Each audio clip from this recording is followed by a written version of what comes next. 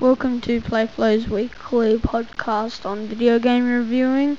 I'm Bioshock Raptor and today we're reviewing Gears of War for the Xbox 360. So it was released on November 16th in 2006 on the Xbox 360 console and later released on the PC on November 6th, 2007. Both of the versions are quite identical, except for a few minor glitches here and there. We're reviewing the Xbox 360 version.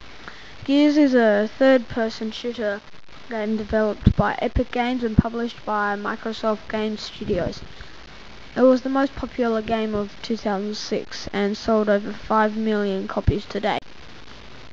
Gears of War takes place on a planet named Sierra, which is rattled by a civil war which ended just a year or so before our setting. It starts 14 years after Emergence Day, which is the invasion of the Locusts from the underground city, with the main character Marcus Phoenix stuck in a cell. Not much is known of how he became a prisoner except during a conversation between squad mates later in the game. You are then freed by a longtime friend Dominic Santiago, and this is where the fun begins.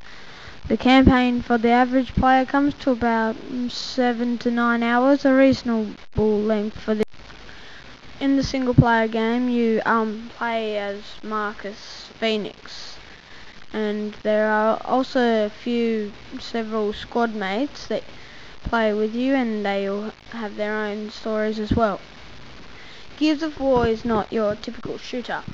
It is a third-person shooter, and it utilizes a new cover system unseen in other third-person shooters. It is easily controlled by the A button, which controls other various actions such as rolling, activating objects in the environment, and roadie running. Roadie running is your typical sprinting, except that the character ducks down a bit to avoid being shot in the head. Gears also uses an active reload system, which basically means a faster reload and a stronger clip of bullets just by the click of a button. You tap the RB button to reload and tap it again in the white area to reload faster.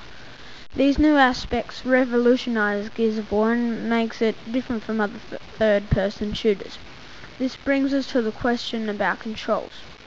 On Xbox 360, the controls are solid and very easy to get used to, although on the PC, getting used to the keyboard and mouse are a different story, so you better stick with the 360 controller. The graphics in Gears of War, even to this day, are pretty outrageous. It looks about the same on both the Xbox 360 and PC, except for the PC being a little bit better due to it having a later release date. The environments are dark and gritty and add to the thrilling setting of the game, but what pops out is the character models. The voice to lip sync is near perfect and is still outstanding to see. The music of the game adds to the gameplay if you pay attention to it, although most of the time you are too immersed in the action to actually pay attention, but when you do, it can occasionally actually cause good. The multiplayer is probably the most interesting aspect of the game, mainly because Gears wasn't meant to have such a successful multiplayer as the developers thought. It has high replay value, but it also suffers from lag. It isn't that big of a deal, but it feels that it was built upon it. Also, Gears has a reputation of having one of the worst communities over Xbox Live. People swear, threaten and swear some more at each other.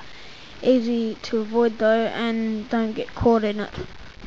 The weakest part of Gears of War is in the campaign. It is still interesting, but it eventually gets repetitive and leaves a lot to be answered. The buddy AI is a little dumb, so don't depend on them, but it's still good.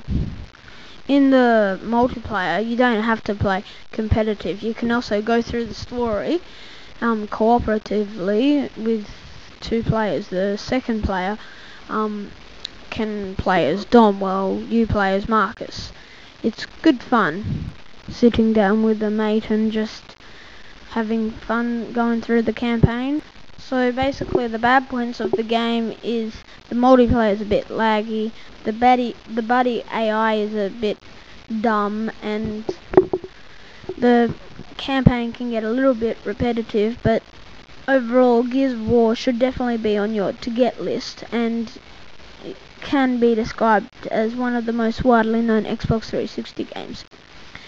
The campaign isn't enough to buy the game if you don't have Xbox Live, so if you are intrigued by this review, go out and check the game. The overall rating that we're giving it, a 9. This game's actually awesome.